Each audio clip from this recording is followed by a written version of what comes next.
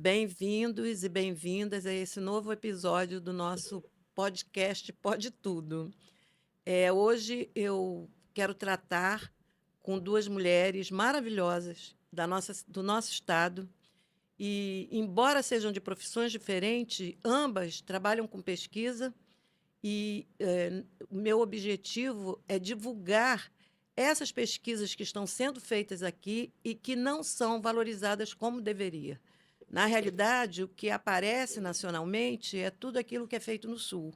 E nós precisamos dar destaque ao nosso Estado. Então, hoje, eu estou aqui com a doutora Poliana Signorini.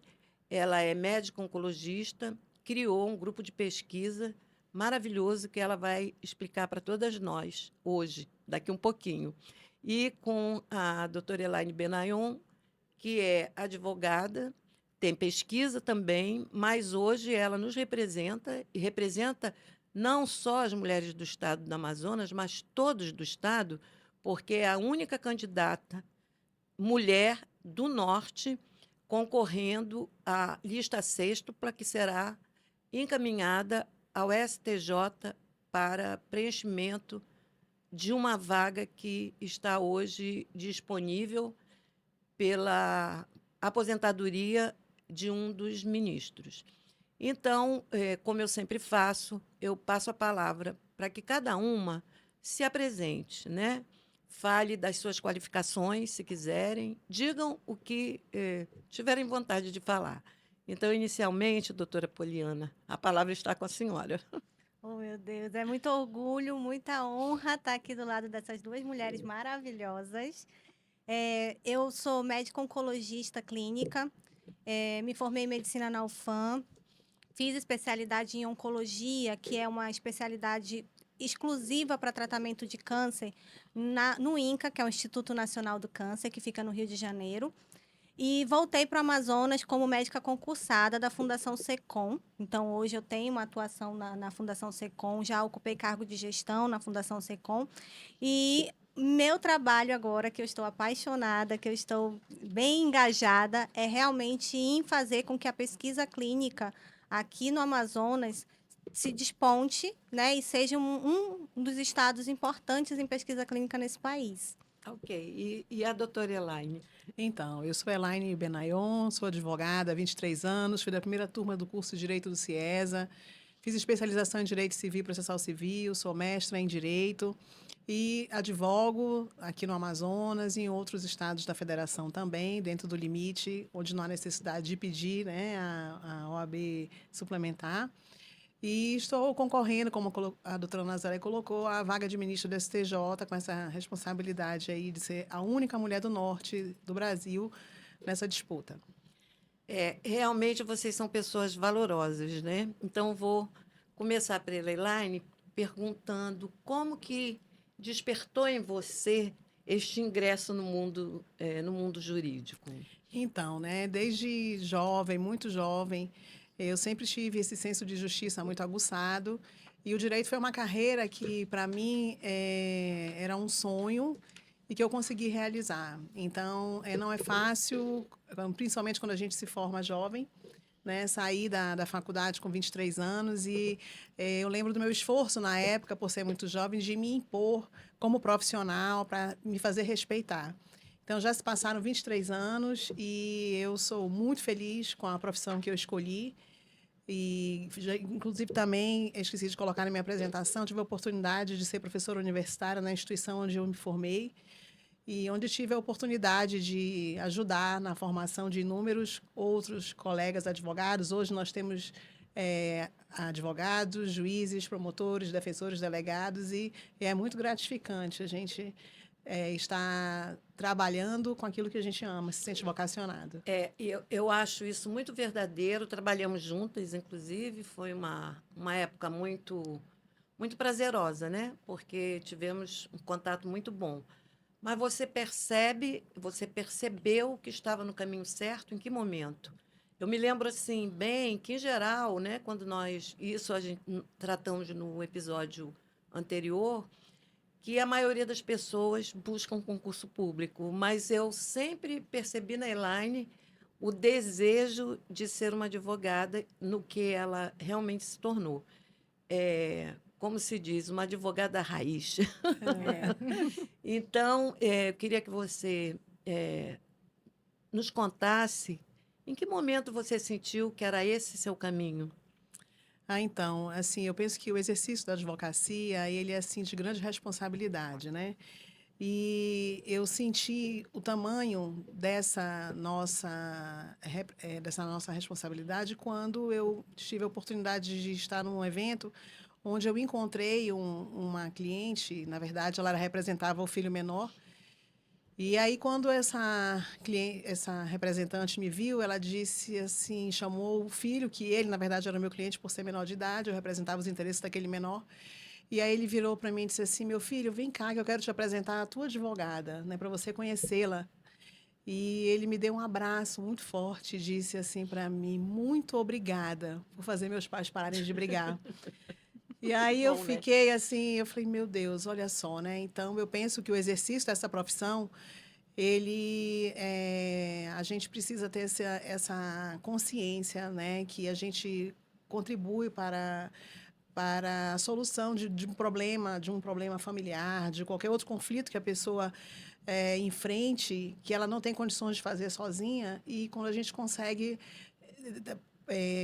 fazer com que o cliente sinta esse sentimento de que, poxa, consegui alcançar a paz, conseguimos, isso já não é mais um problema, né? Isso realmente é excelente. Eu acho que dá uma tranquilidade, né, ao trabalho da advogada.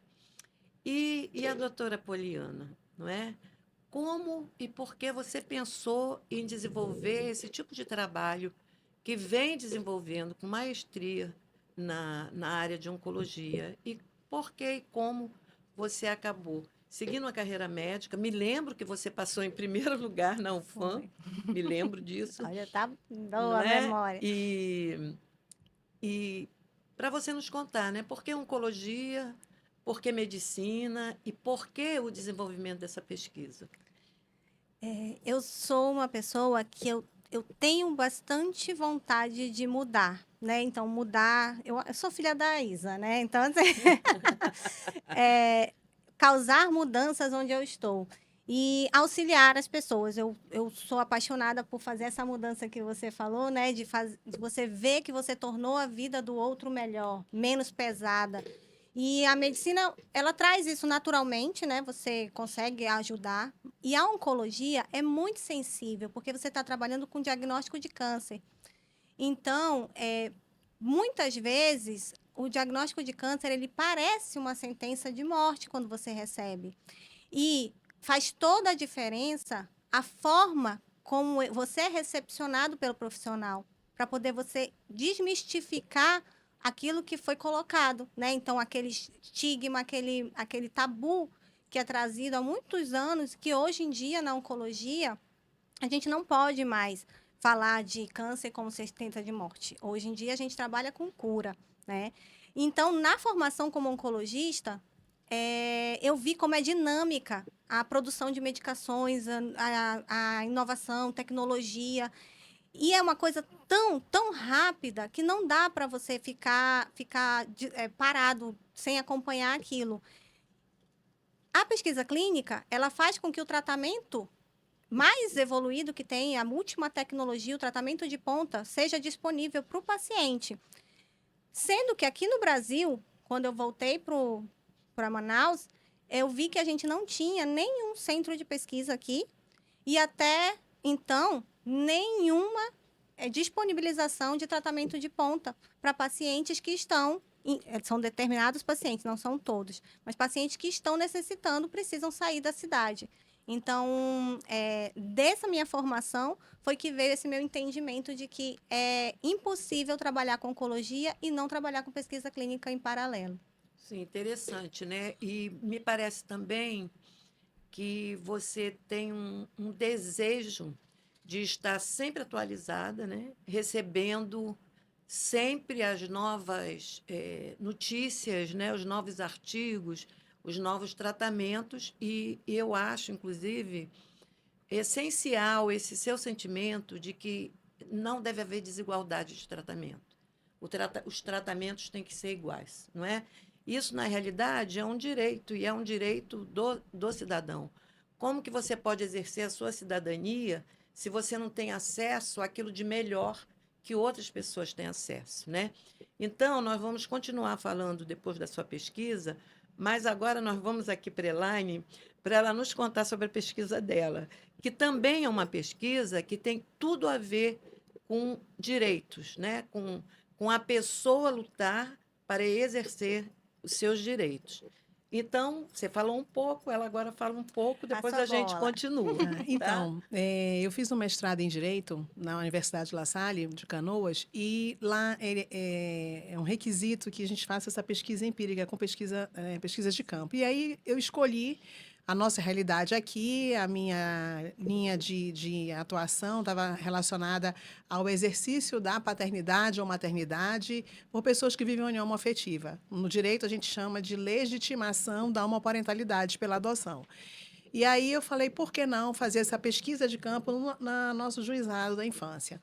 E o meu interesse, ele aumentou quando eu fiz uma pesquisa junto ao Conselho Nacional de Justiça, e eu fiz um filtro de 1º de janeiro de 2009. Por que 1º de janeiro de 2009? Porque somente em 2011, maio de 2011, foi que o Supremo Tribunal Federal reconheceu as uniões entre pessoas do mesmo sexo como entidade familiar, digna de merecer proteção. E aí eu falei, bom, então eu vou delimitar esse lapso temporal a partir de 1º de janeiro de 2009 até dezembro de 2020, para que a gente veja como que o Juizado da Infância e da Juventude do Amazonas veio decidindo. Doutora Elaine, gera uma curiosidade do seu interesse pela adoção da homoparentalidade, dos homoparentais. Por que esse desejo? Porque eu acho que dentro do seu trabalho tinha um campo muito grande. E eu achei muito interessante, quando eu tive a oportunidade de ver e de ler um pouquinho da sua pesquisa, de ver esse seu interesse. Então, como eu advogo, né, esse tempo todo, e já fiz muitas adoções homoafetivas, e considerando que uma das linhas de pesquisa do lado do mestrado era exatamente a homoparentalidade, no caso, a adoção por pessoas que vivem em união homoafetiva, foi que eu decidi, então, delimitar o tema do trabalho para investigar tão somente as adoções requeridas por pessoas que vivem em união homoafetiva. E aí, dentro desse filtro que nós fizemos, que eu fiz junto ao Conselho Nacional de Justiça, nesse lapso temporal, tem registrado 52 sentenças apenas pelo Juizado da Infância e da Juventude Civil de Manaus. E aí eu disse, nossa, num lapso temporal de 11 anos, um número de sentenças assim reduzido. E aí o interesse, a partir daí, eu tive o interesse de pesquisar em loco, né? E para isso eu precisei da autorização junto à Corregedoria de Justiça daqui do nosso estado, porque os processos todos tramitam em segredo de justiça, para que eu pudesse ter acesso aos autos e identificar o número de adoções homoafetivas. É interessante observar que qualquer tipo de pesquisa necessita de uma aprovação, não é? Até de comitês, né, de ética em pesquisa, e também para se ter acesso aos dados. Eu acho bem interessante que, nesse aspecto, creio que você não teve dificuldade. Houve um interesse, né, em liberar esses processos, né, para que você pudesse trabalhar. A minha pergunta sobre o interesse dela sobre a homoparentalidade está no fato de que ela é uma pioneira neste tipo de estudo, né? E acho que isso é para poucos, não é? Porque quando você vai trabalhar com um tema tão controverso, com um tema onde existe tanto preconceito, você tem que ter coragem. E você é uma pessoa corajosa, que eu já sei, tá? É verdade. E a doutora Poliana também é uma pessoa muito corajosa, porque ela também é pioneira no nosso estado, no estudo que vem fazendo. E aí a minha curiosidade é no sentido de como esses fármacos são aprovados, qual é o tempo que leva e qual é a dificuldade que o nosso povo, vamos dizer assim, do nosso estado, tem para ascender a esses medicamentos novos? É um caminho bem longo para a gente ter um fármaco que vai ser vendido, né? Que vai ser comercializado. Então, somando tanto estudos pré-clínicos quanto os clínicos, é em torno de 10 anos para uma medicação entrar no mercado, ser aprovada. Ela só é aprovada após ela ter a eficácia comprovada por um estudo, que a gente diz que é um estudo de fase 3, que é a última fase de estudo que compara os tratamentos, tanto o padrão ouro quanto o novo, a novidade. Quando a gente faz essa comparação, a medicação ela precisa ser testada em todo o mundo. Então, no caso de oncologia, eu tenho que testar na Europa, eu tenho que testar nos Estados Unidos, e eu tenho que ter o povo latino-americano participando também. Essa diversidade é que faz a certeza de que a gente tem a eficácia do tratamento no mundo inteiro. Afinal, a doença ela é a mesma no mundo inteiro. Aqui no Brasil não é diferente. A gente precisa que a medicação faça efeito no sulista, no nortista, que nós sabemos a etnia que nós temos aqui na região, né? Então, a variedade que nós temos no Brasil. Então, a participação do norte, ela vinha até então inexistente, né? E há uma tendência. Então, assim, o fato de eu ter aberto o centro de pesquisa e a gente ter se manifestado nacionalmente em interesse em participar das pesquisas multicêntricas, que são em vários países ao mesmo tempo, foi bem visto por causa justamente dessa situação. É uma necessidade que os estudos, que as indústrias têm de ter a representatividade do indígena, do caboclo, tem a representatividade da nossa região, nos estudos deles também, porque isso fortalece a aprovação da medicação. Agora, tem um impedimento, né, que é a questão do custo, né? Então, tem duas situações assim que eu gostaria de falar com a senhora.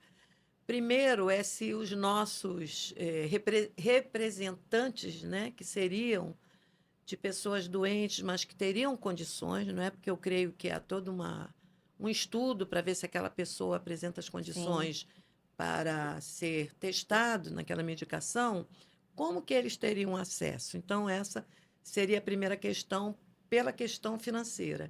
E a segunda questão é quanto tempo o SUS leva para fazer com que esses medicamentos novos cheguem aos nossos vulneráveis, necessitados, né?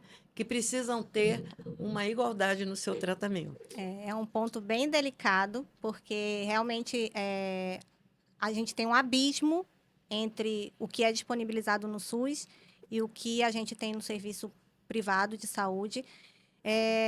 O SUS está há mais de 15 anos atrasado na oncologia. Então, se eu estou te falando que a rotatividade, que a mudança de tratamento é intensa, ela é diária, ela é semanal, como é que eu tenho anos de diferença entre um sistema e outro? E um que é complementar ao outro, né? Porque o sistema privado de saúde ele é complementar ao SUS.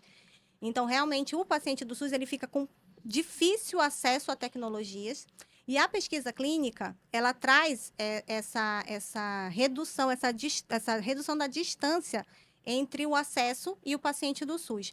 Justamente porque as pesquisas, elas são voluntariadas. Ninguém é obrigado a participar de pesquisa, né? Você se voluntaria para receber aquela medicação. Após assinar um termo de consentimento livre e esclarecido, você é orientado a respeito de tudo que pode acontecer, tudo que vai ser feito de procedimento. Então, isso é livre acesso para qualquer paciente, não precisa ser paciente do privado. Pelo contrário, o foco, como eu sou profissional do SUS e eu vejo a necessidade que tem no SUS, o foco é que os pacientes do SUS tenham acesso à medicação. Justamente porque, muitas vezes, no braço, que eu vou comparar o tratamento padrão ouro que a gente tem hoje com o tratamento inovador.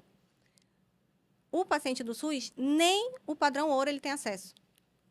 Então, se você vai ser voluntário numa pesquisa, você, se cair no braço da pesquisa do remédio inovador ou do remédio padrão, você já está ganhando, porque você já está tendo acesso. Então, essa desigualdade que nós temos entre regiões do país e no próprio estado, entre classes sociais, entre serviço privado e público, ele é reduzido quando a gente consegue implementar a pesquisa. Olha, vejam que interessante, né? Nós não detemos esse tipo de informação e deveríamos deter, né? Principalmente os nossos políticos, os nossos governantes, porque eles podem ajudar Incentivar. a incentivar a essa alteração em função de tentarmos, né, diminuir um pouco essa desigualdade, embora saibamos que os recursos são limitados e eles têm que ser utilizados para várias doenças. Mas não devemos nunca esquecer que salvar uma vida, né, de câncer, de uma morte por essa doença, é maravilhoso. Inclusive, para a família, né? Sim. Para todos. Então, doutora Elaine, eu queria, antes de fazer uma pergunta sobre a sua pesquisa, lhe perguntar se a senhora tem alguma indagação para a Então, doutora. falando dessa questão da doença, né, do câncer em si, a doutora Poliana, você consegue identificar, tem alguma diferença da forma da manifestação da doença, da evolução? Isso está relacionada à região ou não? É um padrão? Como é que funciona dentro da medicina?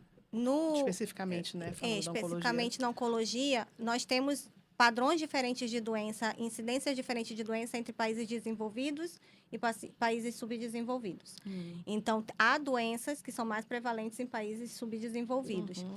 E essa diferença ela é vista também aqui, dentro do nosso próprio país. Então, áreas, regiões do país desenvolvidas têm uma prevalência de uma doença, enquanto as áreas subdesenvolvidas de menor IDH, elas têm uma prevalência de uma doença diferente.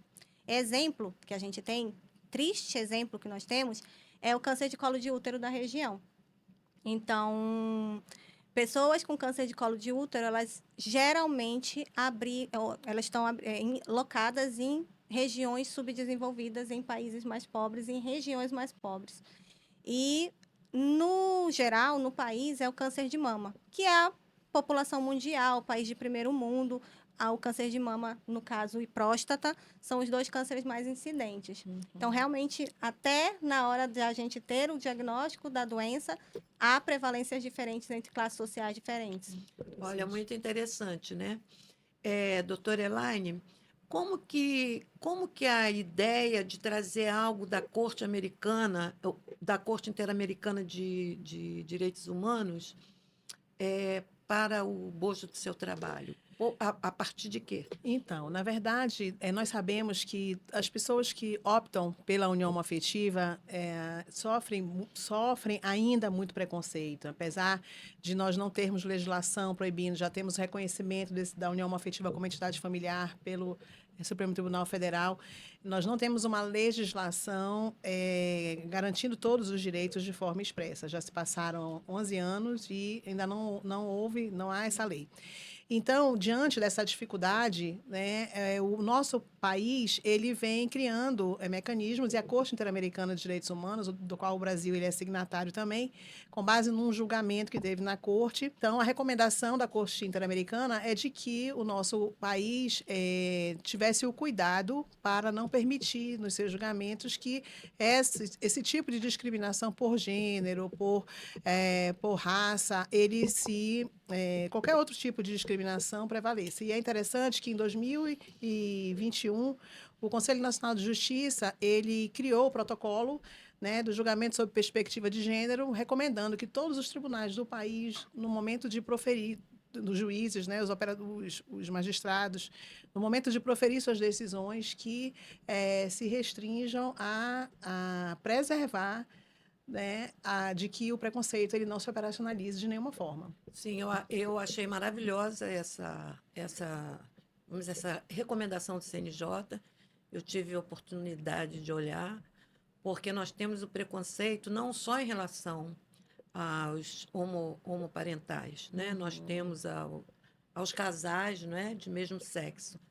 Nós temos esse preconceito em relação a várias situações, inclusive as mulheres, né? Sim. Sim. Não é incomum que se atribua à mulher a culpa de determinados comportamentos criminosos dos homens, não é? Isso continua sendo gritante né, no nosso país. Bem, mas eu queria lhe fazer mais uma questão, que é exatamente essa diferença que a senhora verificou quando montou a sua planilha, fez a sua pesquisa, que eu sei que teve uma bela estrutura organizada, como a senhora sempre é. Então, eu queria que me dissesse o que lhe chamou a atenção e como que a senhora acha que deveria ser coletados os dados, né? Então, a primeira observação, só um detalhe, a questão inédita é porque o interesse também de eu fazer essa pesquisa toda, de levantar esses dados quantitativos, é porque não havia ainda nenhuma informação relacionada à nossa realidade aqui, né, no que tange a esse número de processos de adoção homoparental, homoafetiva. Então, falando da realidade de Manaus, então não tem nenhuma pesquisa nesse sentido, foi daí o meu interesse. Então, quando eu fiz o primeiro filtro de dados, onde eu identifiquei que de 1º de janeiro de 2009 até 31 de dezembro de 2020, o Conselho Nacional de Justiça só identificava 52 casos de adoção, veio o interesse de eu buscar identificar quantos desses 52 se referem à adoção homoafetiva. E tá aí, para eu ter acesso a esses processos, tive autorização da Corregedoria de Justiça sob a condição de assinar um termo de confidencialidade e também protocolar em cada processo, né, um comunicado de que ele foi utilizado como dado de pesquisa. E aí, quando eu peguei e tive acesso aos processos desse lapso temporal, me veio a primeira surpresa, porque me foram entregues 870 senhas de processos para eu acessar. E aí, daí, nós já identificamos um universo discrepante das informações, né? E aí, fazendo esse filtro desse universo de 870 processos, eu identifiquei apenas 25 processos de deferimento de adoção homoafetiva. Desses 25, 16 processos foram sentenciados, e dentro desses 16 sentenciados favoráveis à adoção, 9 foram pelo Cadastro Nacional de Adoção. O que é isso? As adoções feitas e que são lá inseridas no Cadastro Nacional de Adoção é aquele em que a criança que é colocada à adoção é aquela que está em abrigo, abrigada, né? E aquela outra criança que não está sofrendo violência, mas que, por exemplo, ela já está no seio de uma família, ela já tem uma família reconstituída ali, né? E onde um dos pares, né, seja de homens ou mulheres, já tinha requerido a adoção unilateral, ou seja, a adoção apenas por um deles, o outro deseja regularizar essa condição de filho.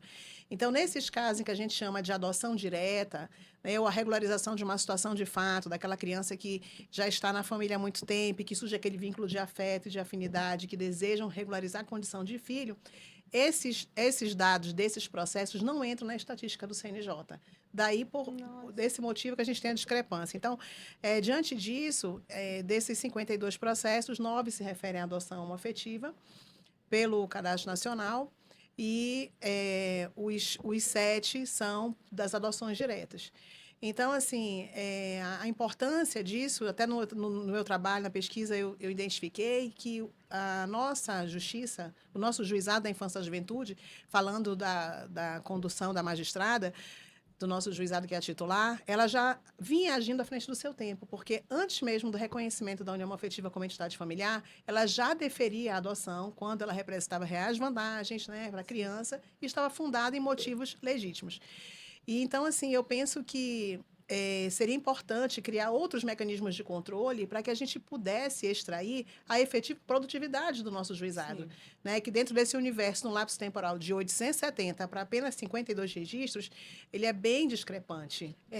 Parece que dá a impressão que não se está trabalhando. Sim, Ao contrário, né? Se está trabalhando muito, e, inclusive, eu achei muito elegante da sua parte quando reconhece a qualidade do trabalho feito lá na vara, sob o comando de uma determinada juíza, que eu não vou dizer o nome porque ela pode não gostar, mas Que é titular. que é a titular. Então, eu achei muito elegante, muito apropriado você não só fazer comentários excelentes sobre aquela atuação, mas de todos os profissionais. Todos. A senhora não esqueceu nenhum. Não. Eu sei porque eu li. E é muito apropriada essa colocação. O CNJ tem o direito de fazer o levantamento como ele quer, né? Quer dizer, eu quero saber essa situação, crianças abrigadas. Mas nada impede, como a senhora mesmo coloca, que ele tenha um instrumento em que ele colete os outros dados até para valorizar o trabalho dos nossos magistrados, Sobretudo não é? porque a adoção direta ela é admitida, Sim, né? claro. Então a gente não Então, estaria nenhuma violação, né? está de acordo com a Sim, legislação. Doutora Elaine, como é importante ter acesso aos dados, né? E conhecer a realidade daquilo que se está estudando, não é? E como é importante, a meu ver hoje, a gente observar que os estudos jurídicos, eles obrigam a essas pesquisas empíricas, sim. coisas que anteriormente não se fazia. Em geral, os trabalhos na área jurídica, eles eram bibliográficos, né? Eram fontes de consulta. Você consultava vários livros e não trabalhava com a realidade. E, pegando esse gancho da realidade, eu queria perguntar à doutora Poliana se podemos afirmar que hoje o câncer tem cura. E quais são as condições para que essa cura aconteça? É difícil a gente falar de câncer como uma doença só, né? São Sim, inúmeras doenças dentro de uma palavra. Verdade. Então, né, a gente Muito vê que forte. cada história é uma, sim, inclusive o mesmo tipo de câncer, por exemplo, pulmão, eles são tratados de forma completamente diferente dependendo da pessoa, do subtipo. sim. Então, posso te afirmar que nós temos sim cura em câncer, em muitos tipos de câncer, e essa cura é determinada especificamente levando em consideração aquele tratamento personalizado. Então, quanto mais personalizado o seu tratamento, maior a sua chance de cura. E, óbvio, ainda temos doenças que ainda em fase de estudo para a gente conseguir evoluir melhor. Então, ainda está carente de tratamento. E nisso que a pesquisa clínica continua correndo atrás, né? Então, sim, a gente tem cura, sim. Sim, eu li. Sim, pois não. Eu queria te perguntar, e o papel da família nisso, né? Nesse tratamento? Ele é fundamental, né? Nossa, o apoio familiar faz toda a diferença, né? Inclusive, né, por exemplo, o paciente do SUS, que eu te falei que ele precisa sair da região para poder participar de alguma pesquisa clínica, no caso. Em que condições que você fica fora da cidade, sem seus familiares, para lhe apoiar, né? E a questão da financeira para você estar, né, num estudo numa cidade diferente, se hospedando, né? Com a alimentação. Então, o apoio familiar ele faz toda a diferença. Tem gente que me pergunta assim, Poliana, você não acha que devia ir para São Paulo?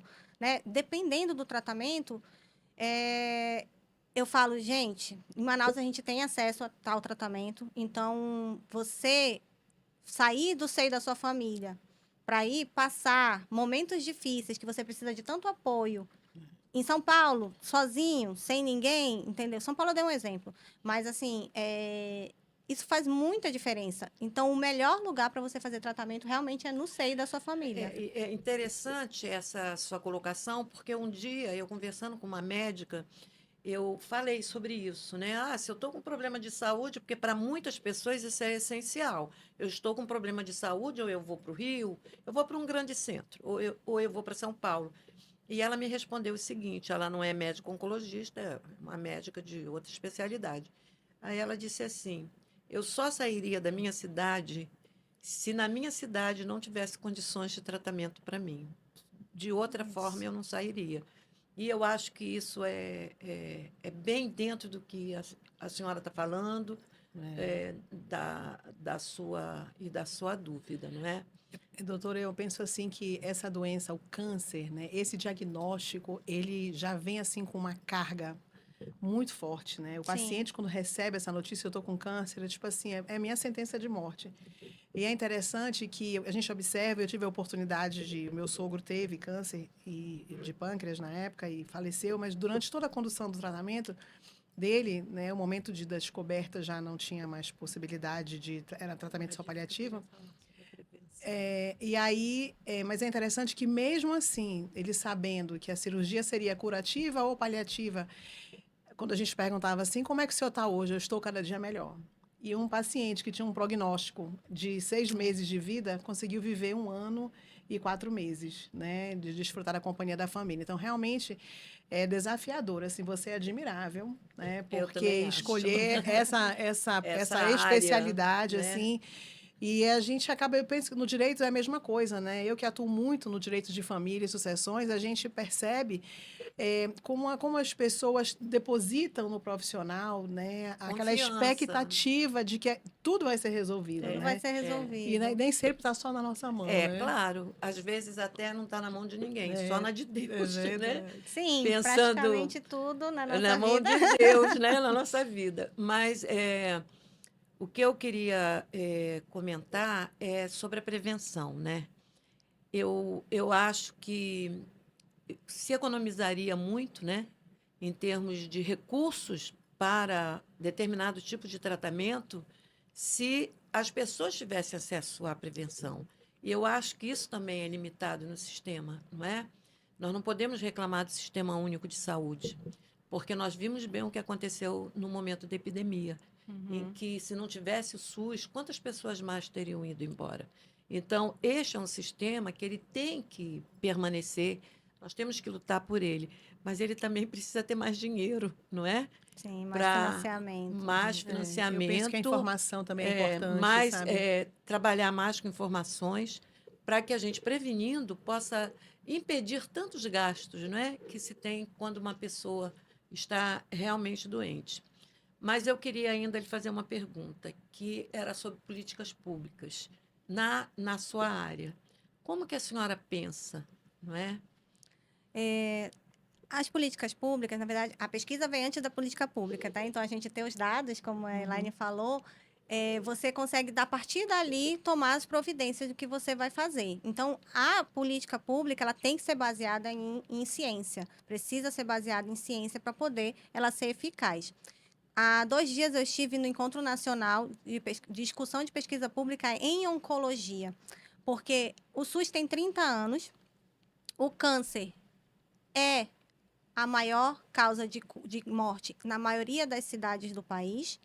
Ela vai ser, daqui a 10, 20 anos, a principal causa de morte no mundo. Então, o que a gente está fazendo hoje para evitar que isso aconteça ou para, pelo menos, mitigar os prejuízos que isso pode vir a trazer, né? Então, o foco principal da discussão era esse, nesse encontro que a gente teve. Eu era a única representante do Norte também lá.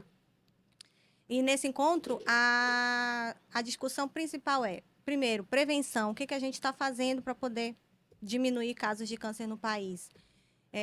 Melhorar a qualidade de vida, melhorar acesso à vacinação. Tem a vacina do HPV, que previne câncer de orofaringe, de colo de útero, de canal anal. Então, assim, 1000 cânceres que pode curar prevenir, aliás, com uma vacina.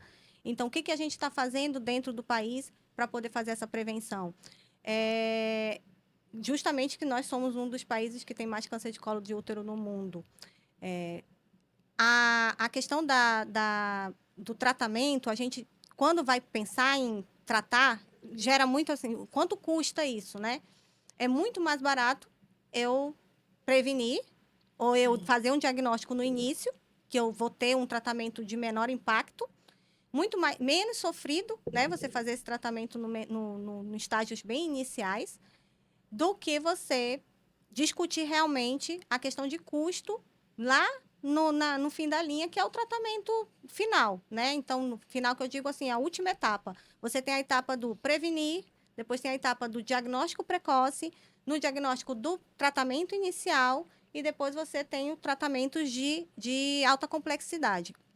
Então, a gente fala bastante na questão do recurso para isso, mas, sem dúvida nenhuma, se não trabalhar a base, que é a prevenção e o diagnóstico precoce, a gente não vai conseguir vencer essa barreira. Eu acho que uma campanha de conscientização, né, seria importante. Eu acho que eles tentam fazer a conscientização, né? Porque se hoje nós temos o Dia Mundial e o Dia Nacional de tudo. Podem De tudo. perceber, né? Tem um mês para cada câncer. Tem um mês É. para cada câncer, assim como nós estamos no mês dos idosos. Ainda Que estes, principalmente, precisam se cuidar, né? Para prevenir doenças mais graves e sem possibilidade de tratamento. Mas, quando eu penso nos casais, porque a gente sabe que há possibilidade, às vezes, de se consertar uma relação e, às vezes, não há a menor possibilidade. Aí eu pergunto para a doutora, quando a senhora percebe essa possibilidade, como que a senhora atua? A senhora, como que a senhora aconselha? A senhora orienta para procurar um psiquiatra? Então, em relação à questão da ruptura, quando eu percebo a ruptura, então, assim, a minha postura, né, na condução, eu fiz o curso de mediação Eu me lembro. e eu tenho, assim, eu faço um esforço muito grande, sabe, doutora Nazaré, para primeiro tentar, eu ouço, a gente tem, no direito, a gente precisa desenvolver a escuta ativa, né? E é interessante que, pelo discurso do cliente, a gente consegue perceber, né, o que está o que tá doendo ali, né? E, às vezes, a gente verifica assim que as pessoas, os relacionamentos entram em crise por uma falta de comunicação, né? E aí um interpreta de uma forma e de outra, e aí vai gerando aquele abismo no relacionamento. Mas, assim, eu sempre tento, antes de partir para um processo de divórcio, né, de litigar, eu sempre tento reconciliar. Eu tenho assim uma indagação, né? Nós estamos no pós-pandemia, né? Ainda estamos vivendo uma série de questões relacionadas ao que aconteceu, né? E a minha pergunta para a senhora seria o seguinte: estamos tendo uma epidemia de divórcios?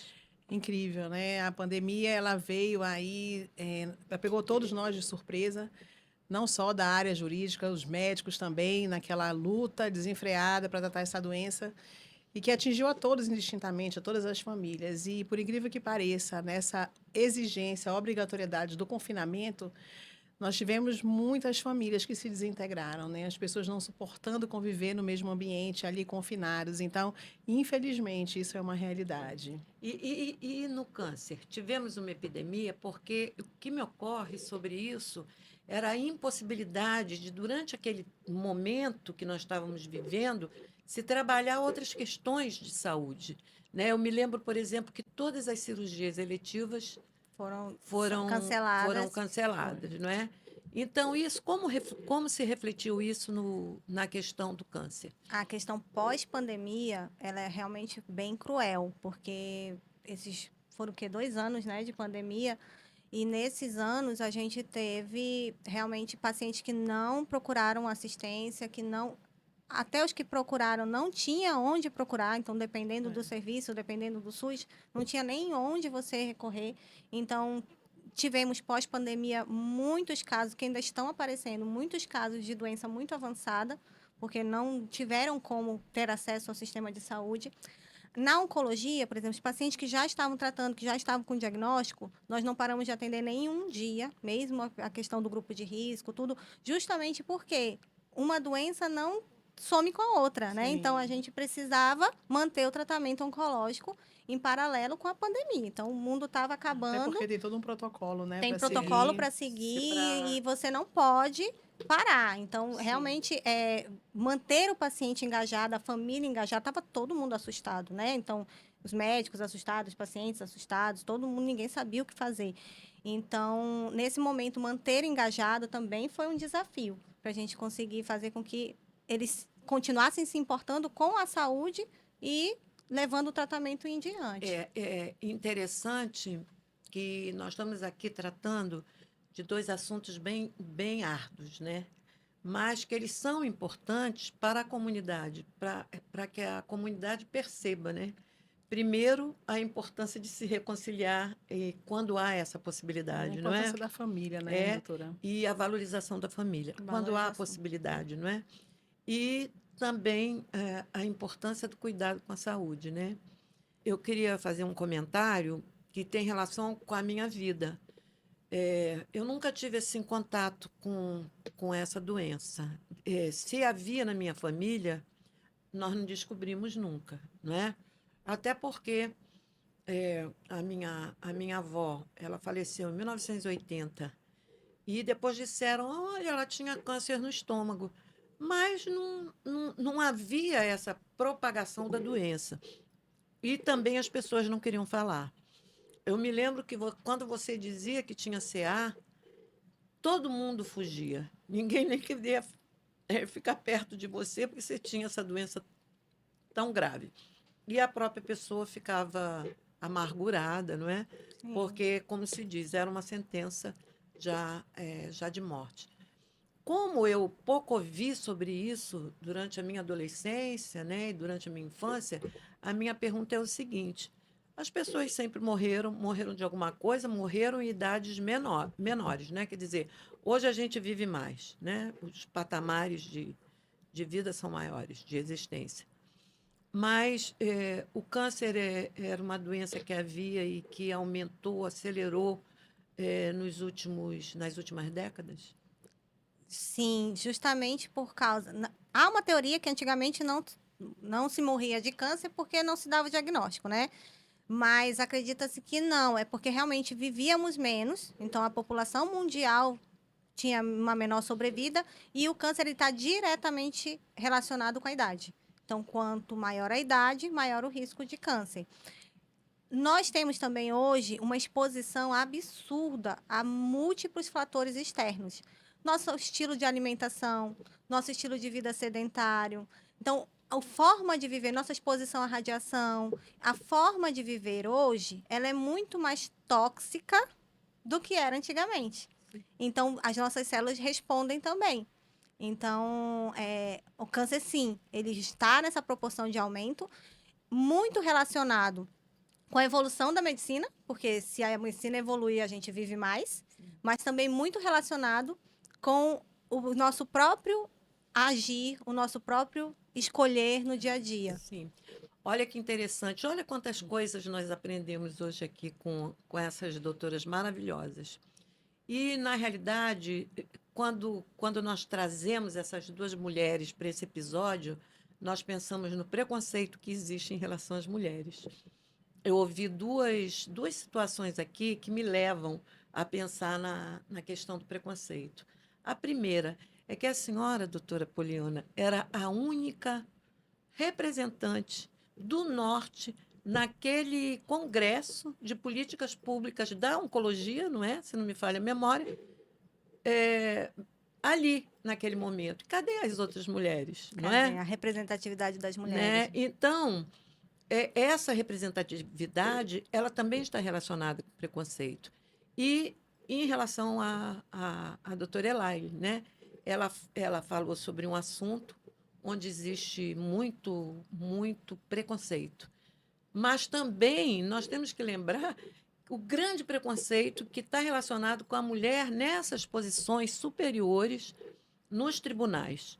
Primeiro, ela será a única mulher do estado do Amazonas a concorrer, né? Quer dizer, ela é a única pessoa a concorrer e ela e ela é uma mulher, não é? E no próprio portfólio dela, que ela passa, você verifica que não existe nenhuma mulher do Norte ocupando cargos de tal importância que é nas cortes superiores. Por isso, doutora, a senhora tem o meu apreço e a minha torcida, não é? E a minha torcida para a sua pesquisa também, porque foi muito importante o que você traz, né? Muito importante o que você traz, né? Mostrar, ambas trazem, né, essa questão da desigualdade e da necessidade, né, de que a gente lute mais para que as mulheres cada vez mais desempenhem aquilo para o que estão preparadas, que é exatamente igual ao que um homem estaria preparado. Então, eu queria agora ouvir as palavras finais de ambas, né? Não sem antes dizer que esse foi um episódio que me deixou muito feliz, não é? Por trazer e por mostrar, né, que nós temos mulheres valorosas, não é? Trabalhando com pesquisa e mudando a nossa realidade, não é? Que é importantíssimo. Então, ambas podem iniciar com as suas palavras finais. Eu vou iniciar, porque eu quero agradecer de estar aqui ao lado dessas duas mulheres fantásticas. Eu não sei nem se eu estou a nível de estar aqui, né, ao lado de vocês, mas é realmente uma honra, um orgulho conhecê-las, participar dessa história e ter vocês como amigas.